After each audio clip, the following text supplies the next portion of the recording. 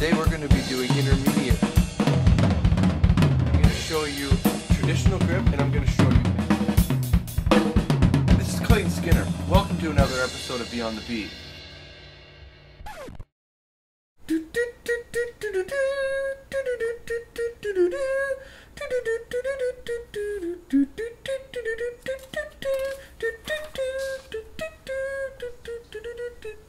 Oh, hi.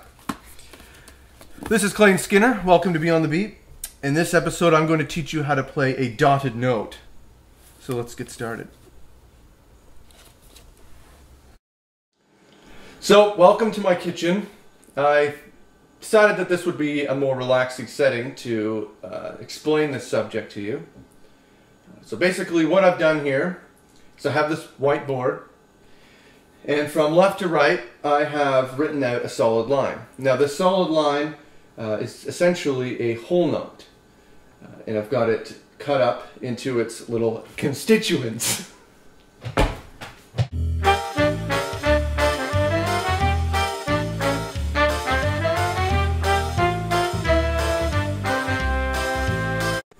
And we're back. Sorry, that was an inside joke. So anyway, yeah, this whole line has been divided up into many different notes. You have your quarter notes, you have the eighth notes between them, and then you have the 16th notes between them. So what I'm going to be showing you is dotted notes. And the reason that I have this board laid out is because I want to show you, have you actually see firsthand the actual space that these notes take up and what happens when you subdivide them. So it's actually important that you see them. This can actually really help out. So let's get started. So when you dot a note, what happens is you add half of the value of that note to that note. So basically, like if you had a quarter note, a regular quarter note, and then you dot that quarter note, you then have to take half of the quarter note and add it to that equation. It can be difficult to try to picture it if somebody's just explaining it to you. That's why I want to actually show you. So yeah. So now it's time for Arts and Crafts Week. I'm kidding. What I have here is a blue piece of paper. Now this blue piece of paper, if I place it on here, basically covers from the 1 all the way to the 2. So we're going to say that this blue piece of paper represents a quarter note. Now, this is just an ordinary quarter note, of course. Now, like I said before, when you dot a note, what you do is you add half the value of that note. So before you can add half the value of that note, you have to understand what half the value of that note is. So if we look at the little diagram here, you'll see that it goes from 1, E, and 2. So we know that obviously, if you can see, you have half the note is on the and. So basically, to figure out what half of a quarter note is, you have to divide that note in half. So I have two little pieces of paper here, which will tell you what those halves are. Half and half. Basically, half of a quarter note is 1/8 note. If you cut a whole quarter note in half, if you cut a whole quarter note in half, you get 2/8 notes. Half of that, 1/8 note. So when you dot a note, you then add half of that value. So I'm going to take this here 1/8 note and add it onto here. There you go. So now you have one note that originally went from 1 to 2, but because we added half of the note, half of the value of that note to it, it now goes to the and. So if you have another note that continues on, that note starts on and. And a pretty simple concept. So let's try that with another note now.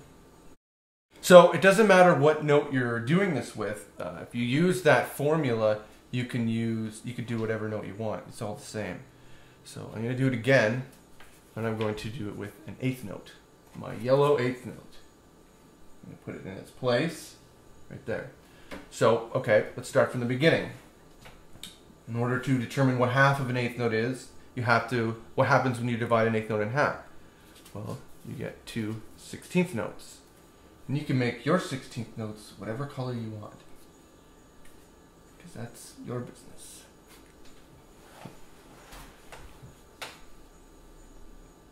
There. So now we have determined that if you cut an 8th note in half, you get two 16th notes. So we then, if you dot an 8th note, obviously you have to add half of the value to that. So basically what that means is that we add 16th note value all the way onto the end of the 8th note here, adding that 16th note on, and now you have the value of a dotted 8th note. So the dotted 8th note originally, or the regular 8th note would go to the and, the dotted 8th note goes to the a. 1 E and A is the value of a dotted 8th note. So the next note in line, when you put the next note in line, I'm going to make it a quarter note. You put that quarter note right there. So that quarter note then starts on the A here and goes all the way to the A over here.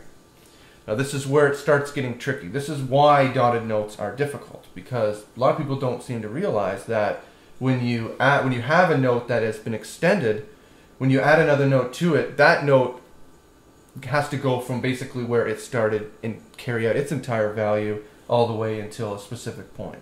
So that's why I decided to use a quarter note, because it would be easy to determine that if you started on the A of 1, it'll go all the way to the A of 2. And then of course if you add another quarter note, it'll go all the way to the A of 4, sorry, the A of 3. I'll add a nice pretty orange 16th note, boom, takes you to 4. And then we'll close out with another quarter note, which will even it all out. I don't know why I'm doing this. It's just, I hope you're getting something from this. But yeah, it's pretty simple once you get the hang of it. Remember, you're just adding half of the value. You just cut the note in half, and then take half of that and put it on. Obviously, you can't do that if you're looking at a chart. You can't cut something physically in half. That's why I wanted to show you this. So I hope this helped.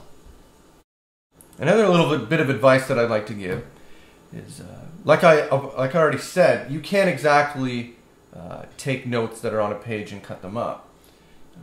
You can't. This really only works in this kind of situation. But what you can do is, a little tip that you can do is, anytime you get a chart or anytime you get a piece of music, like say a beat, like I'd say one of my PDFs, if you had it on like had paper, you could take and you could actually write out the notes on the top, like just above the staff. You can write out the value of the notes. So for instance, like how I created that little line of different colored notes, you can just label them. So for instance, you label the first one 1, and then whatever the next note would be in the line, you would label it after whatever the value of the note before it is, and so it would carry on along the bar until you have a count, like a 1, a 2E, and a 3, and a 4E. Just a little tip. I do that. A lot of people do that. Eventually what happens is when you're sight reading is kind of like reading regular words. You don't actually sound out every single word that you read as you read it. You have it almost memorized. So you can kind of do that again with notes on a page. You can memorize values, you can memorize patterns so that you immediately recognize them like you would recognize words. This isn't foolproof, because obviously you're going to come across a word or a pattern you haven't seen before, and then you have to sound it out. But essentially, sight reading is the same as regular reading. So, yeah. Well, that's all for this episode. If you have any questions or comments, get a hold of me through the contact section at ClaytonSkinner.com. You can also follow me on Twitter, twitter.com/ClaytonSkinner, or you can just leave a message right here on YouTube. Either way, I hope to hear from you. I'm going to get back to my good book.